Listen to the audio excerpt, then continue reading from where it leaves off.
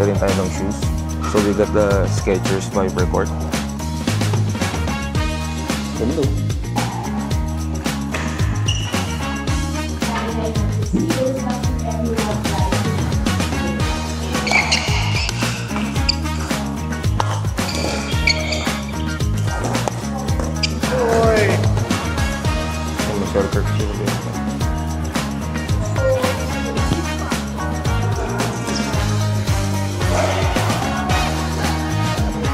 Hi guys, dito tayo sa Dunkin Shot.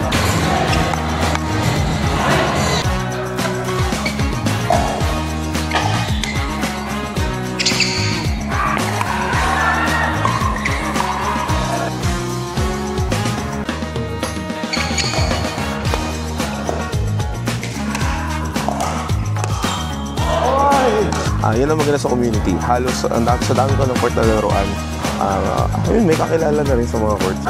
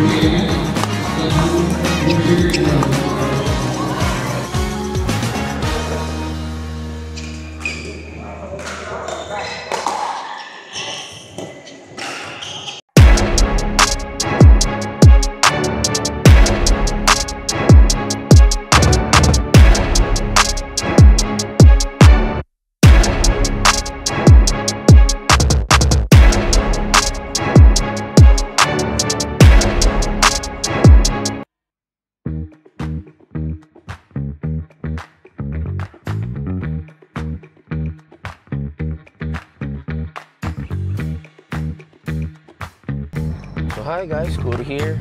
So welcome back to another vlog. So dito tayo ngayon sa Skyway and pupunta tayo ng Binyan. So far, last month I started playing this sport. It's called pickleball. So sa mga hindi nakakaalam kung ano ang pickleball, you can Google it or you can search it on TikTok. Pero this pickleball kasi is a sport that a racket sport na medyo nauuso kasi ngayon. Last year ko pa kasi siya gustong laruin, pero last month lang tayo nagka-chance na masubukan tong sport na to. Then after that, sunod-sunod na, almost 1 month na ako nakapaglalaro ng pickleball.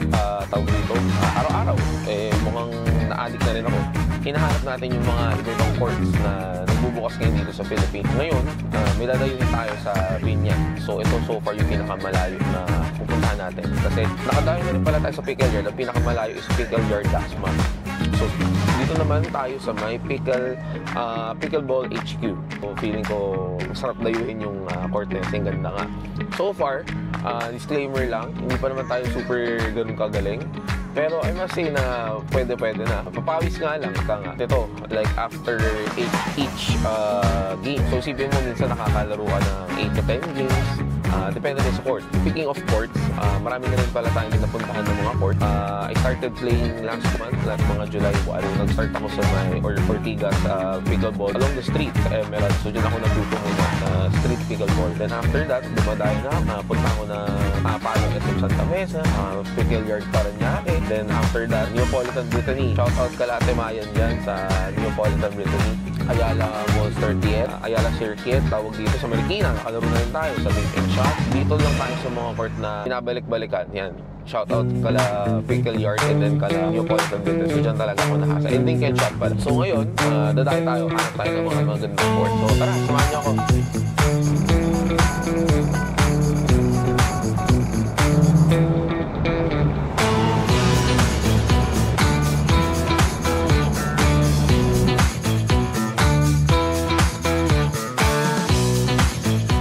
So far guys, I'm really enjoying playing this pickleball. Grabe din kasi yung pinayat ko rin nag-start ako mag-play everyday ng pickleball. Medyo mas less soreness niya sa katawan compared to playing with basketball. You can play everyday nang hindi ganun kasakit ang iyong katawan. Unlike kasi sa basketball, like, syempre ngayon, nagkakaedad ka.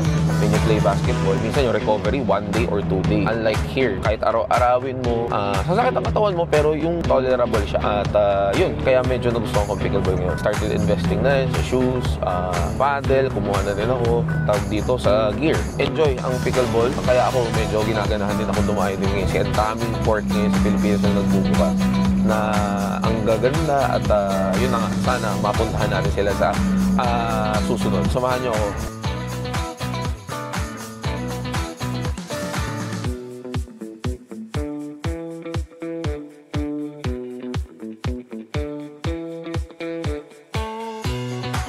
So guys, parating lang natin sa Pickleball HQ. So warehouse siya. So pag-park tayo dito. Magsama tayo naka-gym nito. Let's go! So sana makalaro natin din siya mamaya. Okay, so nakapag-firm na natin sa reclub. Bibis lang ako. So tara, kahit ako sa iyo ang tawag dito. Routine. So mga gamit mo kasi sa pickleball, ito ko na ginagamit, nilalagay doon sa kotse. Nag-invest na rin tayo ng shoes. So we got the Skechers Viper Court. So far so good ang performance ito. Maganda ang traction niya. Di siya madulas and comfy naman siya. Just remember, buying Skechers, one size higher dapat. Kasi 9.5 ako pagka Nike. So dito nag-10 na ako dito. So by the way, first time ko rin pala din mag-sketch. Then they're not bad. So suot muna tayo na ating compression. So kaya naman din ako nagko-compression. May times na, kunyari, habang nag-aantay ka ng turn mo sa pickleball, medyo matagal kasi. May iba, matagal ang wait. So medyo lumalamig na. Mainit ka. Medyo lumalamig yung laro ko doon. So this one helps me to keep warm. So yun nga pala. While playing pickleball, you have to invest on the right shoes also.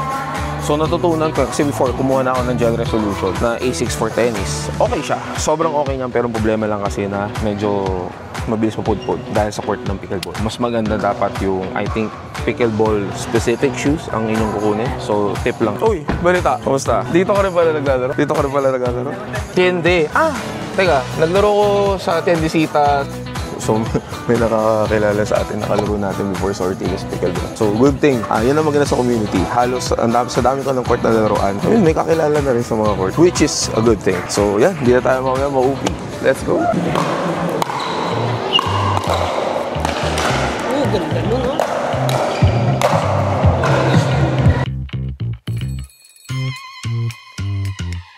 So, naka 1 game na tayo guys dito sa Pickleball. Ganda ng court game nila dito.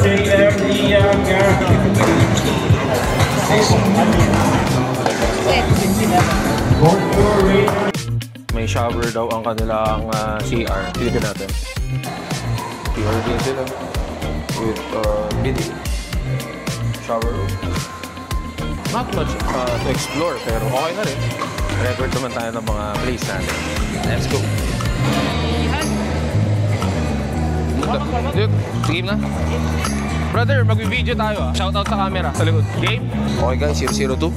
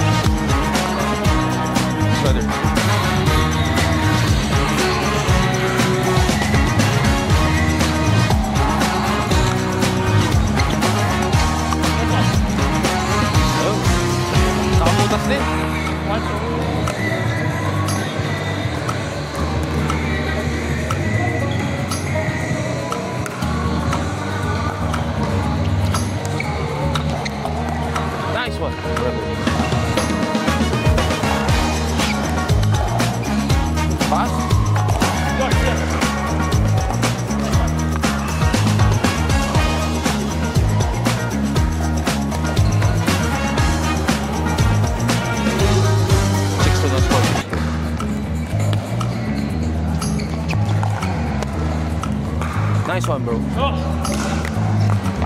Sobrang lakas.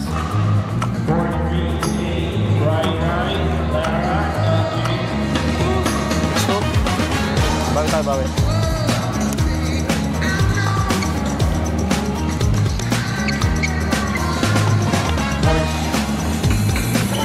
All yours, brother, all yours. Bayo tayo.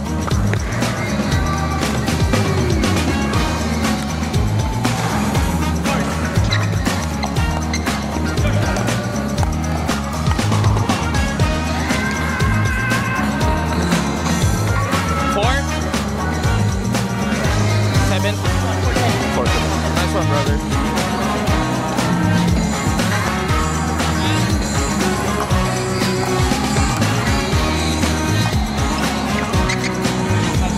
Five. 5-7.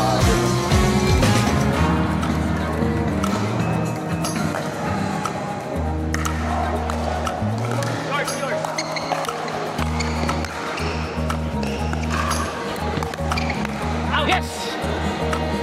Let's go.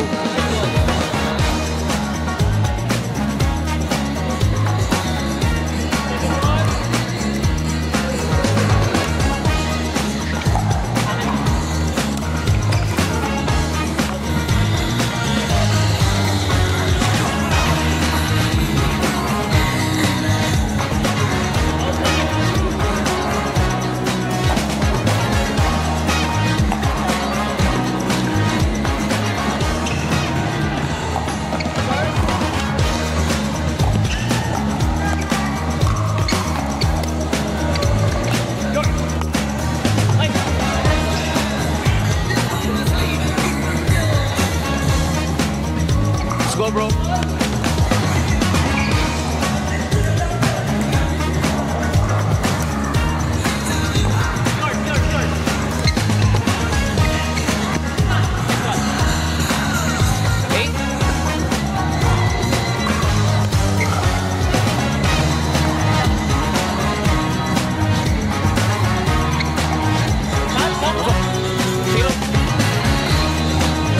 Zero.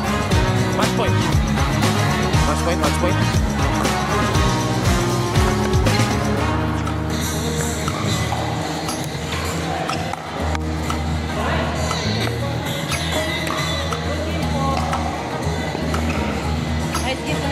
Ma'am, nice game. Galing mo. Nice game. Tsaka team mo? Kwan. Ha? Kwan. Shoutout kay Kwan, guys. For Gilbert Kampi ko kanina, nalo kami. with GOK. Okay guys, so kasama natin ngayon si Sir Rex, ang one of the owners of Pickleball HQ. Sir Rex. Hello. So guys, ano tawag dito? Si Sir Rex ang nag-run ng Pickleball HQ. So kita nyo naman ang paano nila ini-stack ang kanilang paddles. Very organized. So may mga names yan. Kita nyo, may names. So per court. So tas ina-announce na lang nila ang mga next na queue. So sana all ng mga tawag dito ng mga courts ganyan din na ganun ka-organize stack ng paddles. So sir, ano ba schedule dito sa Pickleball HQ? We have open play naman every night. There's certain nights lang is for beginners, pero most nights is for everyone. So beginners are welcome, advanced players. But what we do, we group like the advanced players together and then the beginners together. And then yung mga intermediate players, they get to play with both the advanced and the beginners. So may variety ng games. So, like, sila sir dito, minimix nila yung beginners sa mga intermediate sa advanced. Para ano kasi yun mas maganda kasi yung ganong klaseng combination para matuto yung tawag dito yung beginner. And syempre, napupul ng mga intermediate or advanced yung mga beginners sa skill level.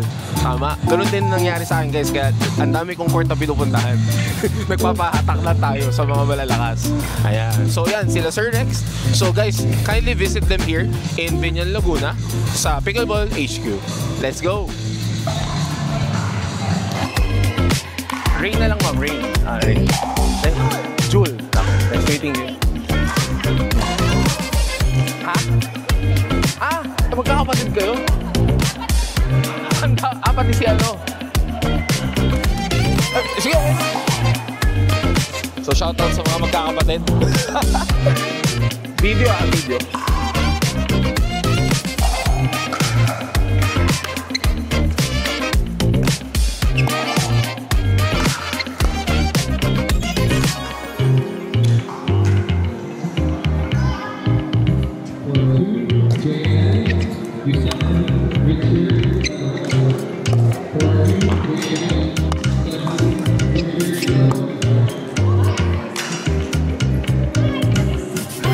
So, nice partner.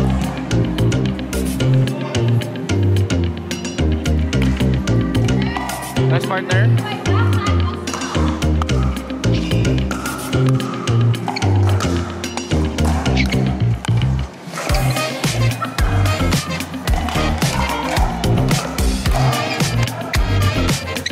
All yours.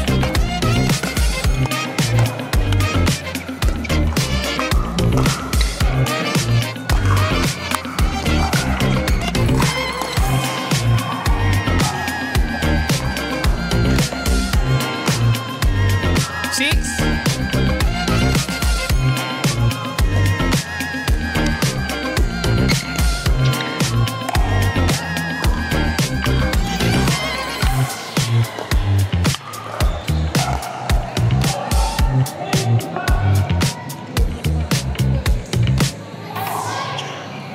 Five, 6, 1. Go, partner.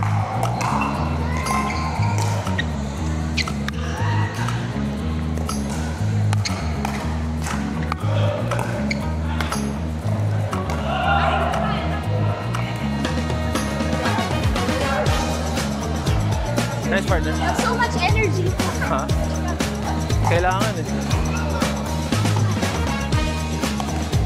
Nice partner. Sige.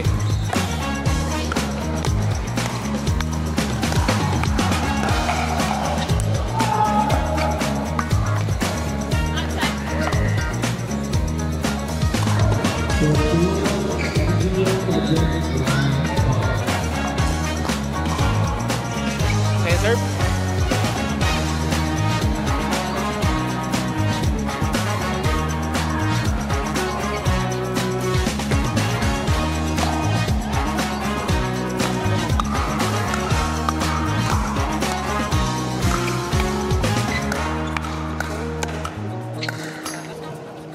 So,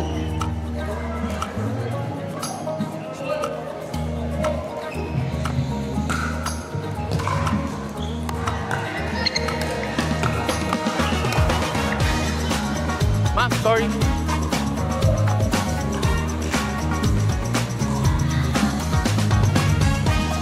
Thank you, partner. 10-7-1. 10-7-1. 10-7-1.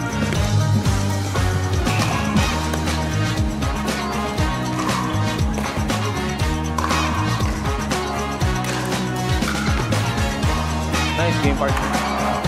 Nice game. Nice game, nice game, nice game, nice game. Ano name mo ulit? Sorry? Nia. Shout out kay Nia, guys. So guys, dito rin pala sa tawag dito, pickleball HQ libre ng ice din nila and water.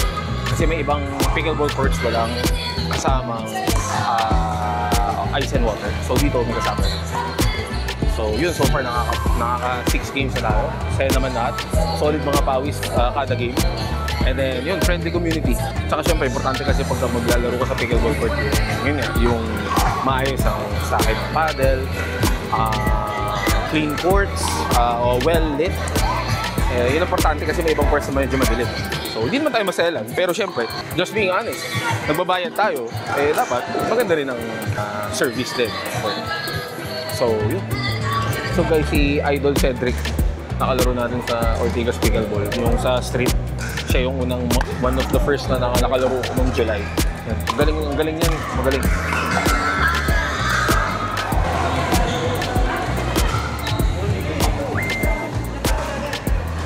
Yan, coffee shop sila. Aircon yung coffee shop nila. Yan, may snacks sila dito. Kung mag-beer, pwede rin. May Pilsen sila. Bibenta rin sila ng mga paddles dito. Yan, may Selkirk sila din. Jula man. Yan, coffee shop dito.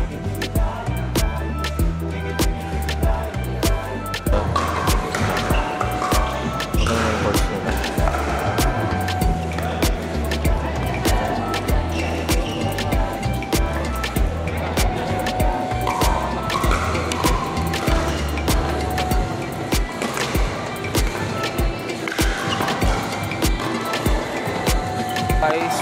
end our vlog here in Pickleball HQ.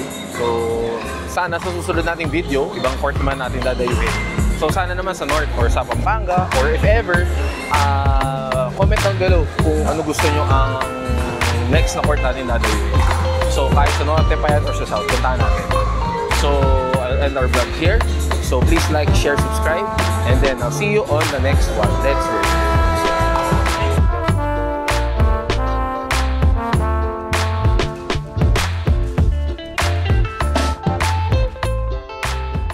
So, nandito tayo ngayon sa Dink and Shot, kakatapos na ng mini tournament. And kasama natin yung mga young champions natin.